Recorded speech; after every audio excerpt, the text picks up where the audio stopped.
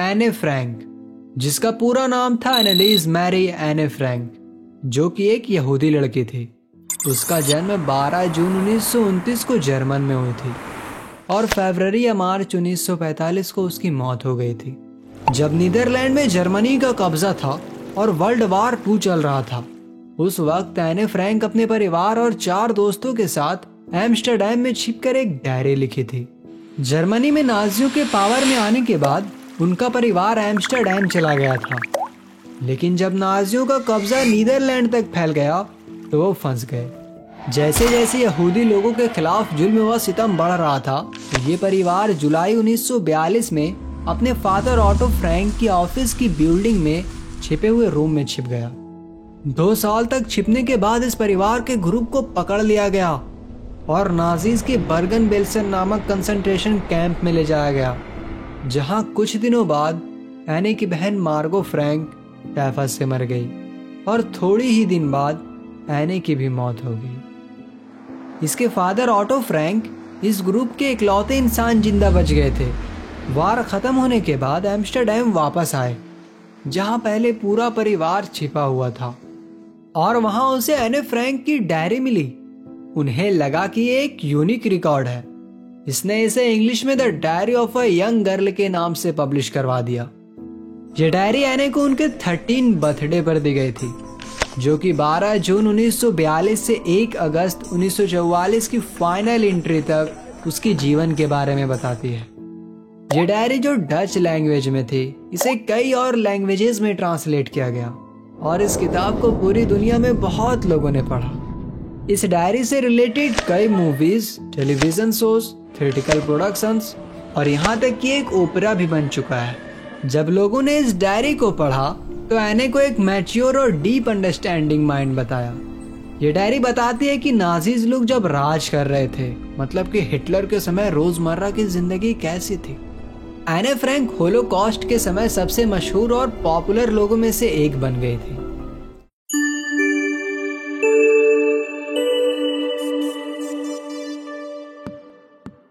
Diary में लिखना मेरे जैसे लोगों के लिए सच में एक अजीब एक्सपीरियंस है। सिर्फ इसलिए नहीं कि मैं पहले कभी कुछ नहीं लिखी, बल्कि इसलिए भी कि मुझे लगता है कि बाद में ना तो मुझे और ना ही किसी और को एक 13 साल की स्कूल गर्ल के ख्यालों में दिलचस्पी होगी।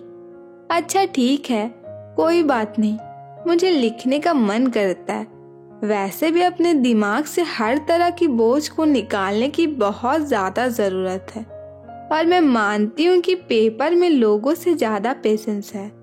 मैं ये सब उस वक्त लिख रही हूँ जब मैं थोड़ी उदास और थकी हुई महसूस कर रही हूँ, और इस तरह से बैठकर मन ही मन सोच रही कि घर के अंदर रहना है या बाहर जाना है, घर के अंदर रहना है या बाहर जाना है।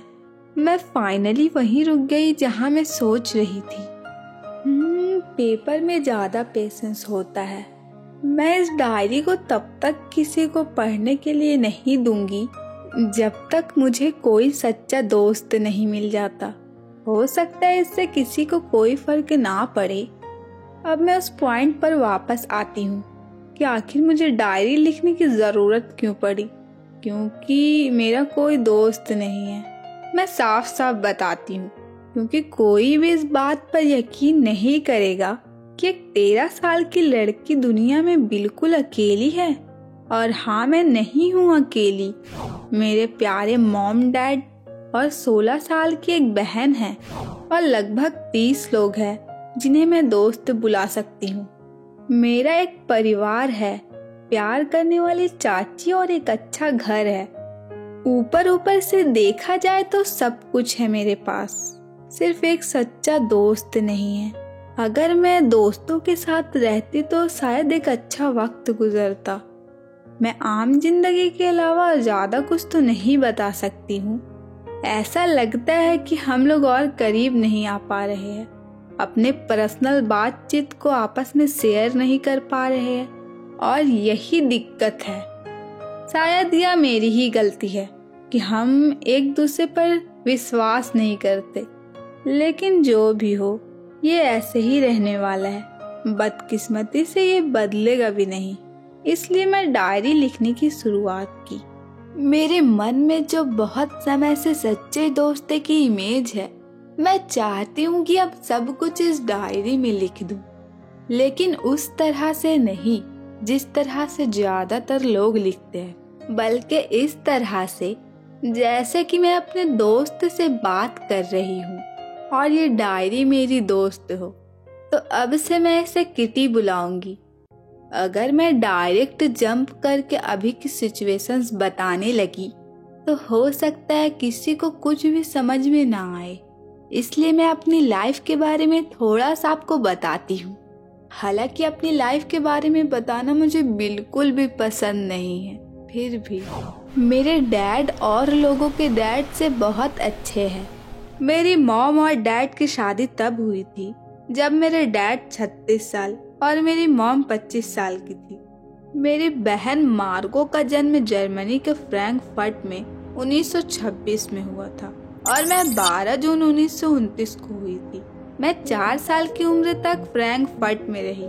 सितंबर 1933 में मेरी मॉम एडिथ हॉलैंडर फ्रैंक और डैड हॉलैंड चले गए, जबकि मार्गो और मुझे हमारी दादी के साथ रहने के लिए एकैन शहर भेज दिया गया। फिर मार्गो दिसंबर में हॉलैंड चली गई और फरवरी में मार्गो के बर्थडे पर गिफ्ट के तौर पे मुझे भी हॉलैंड भेजा गया।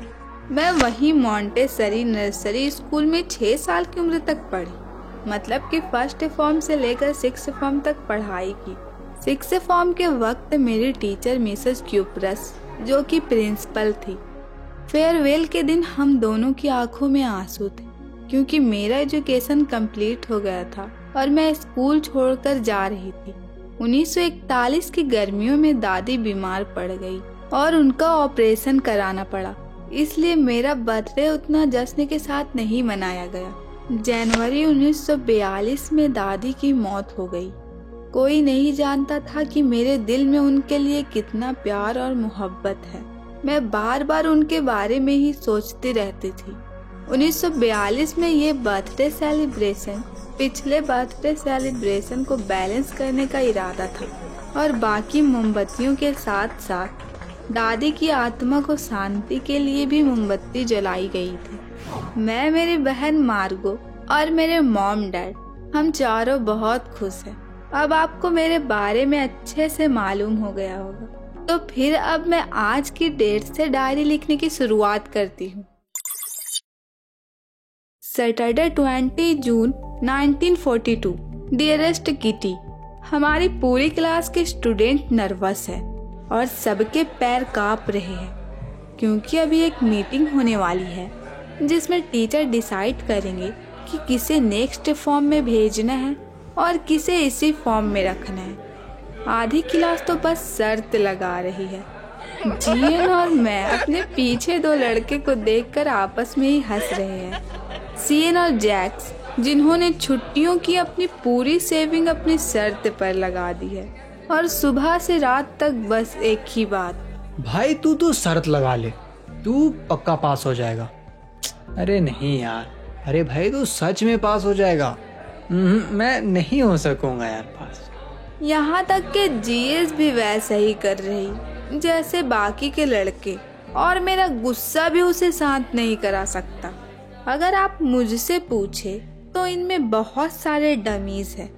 लगभग 1/4 क्लास को नेक्स्ट फॉर्म में भेजना ही नहीं चाहिए, लेकिन ये टीचर पर डिपेंड करता है कि वो क्या फैसला लेते हैं, किसे पास करेंगे और किसे फेल। मैं अपनी गर्लफ्रेंड और अपने बारे में उतना परेशान नहीं हूँ, हम लोग पास हो जाएंगे। सिर्फ एक सब्जेक्ट जिसमें मुझे डर लग रहा है और वो है मैथ। वैसे भी हम सिर्फ इंतजार ही कर सकते हैं, तब तक हम एक दूसरे को कहते रहते हैं कि हिम्मत ना हारे।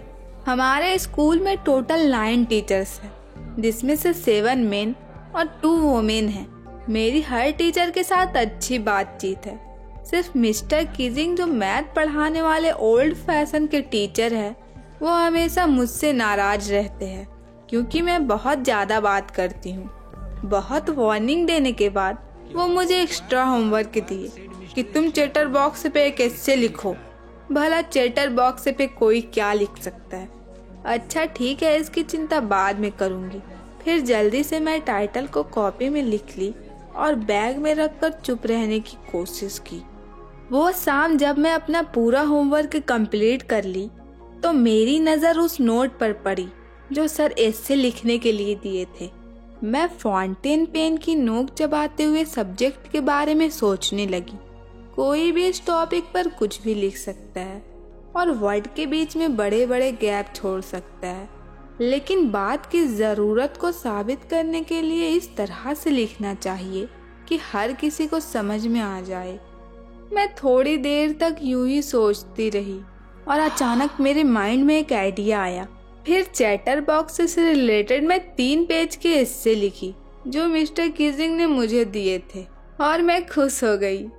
दरअसल उसमें मैं रीज़न के साथ लिखी कि बात करना एक अच्छे स्टूडेंट की पहचान है और मैं इसे कंट्रोल करने की पूरी कोशिश करूँगी, लेकिन ये कि मैं इस आदत को पूरी तरह से भूल जाऊँ ये नहीं हो सकता, क्योंकि मेरी मॉम उतने ही बात करती थी जितना कि मैं, और ये आदत मुझे मेरी मॉम से मिली है। इसके बारे में ज़्यादा कुछ नहीं कर सकती। मिस्टर कीजिंग मेरी आर्ग्यूमेंट्स पर खूब हंसे, लेकिन जब मैं नेक्स्ट लेसन में फिर से बात करने लगी तो वो मुझे एक दूसरा एस्से लिखने के लिए दिए। इस बार का टॉपिक था इनकरेजिबल चैटर बॉक्स, मतलब बड़बड़ाने की आदत को नहीं बदलना। मैं इस टॉपिक पर भी लिख कर दे दी। फिर मिस्टर कीजिंग के पास पूरे 2 लेसन तक पनिश करने के लिए कुछ भी नहीं था, लेकिन तीसरे लेसन के दौरान वो फिर एक पनिशमेंट दिए। एने फ्रैंक, आप क्लास में बहुत बात कर रही हैं, इसलिए आपको एक पनिशमेंट दी जाती है कि आपको quack quack quack said mistress chatter box पे एक एस्से लिखना है। पूरी क्लास हंस पड़ी, मुझे भी हंसना पड़ा। हालांकि चैटर बॉक्स के टॉपिक पर अब मुझे बिल्कुल भी लिखने का मन नहीं कर रहा। इस बार मैं थोड़ा ओरिजिनल और कुछ अलग तरह से लिखूंगी। मेरी दोस्त सने, जो पोएट्री में अच्छी है, वो बोलती है मैं शुरू से आखिर तक एस्से को रैम की तरह लिखने में मदद करती हूँ।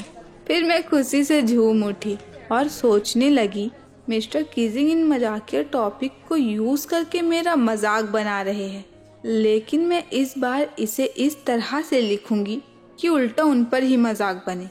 मैं अपनी पोयम ख़त्म की।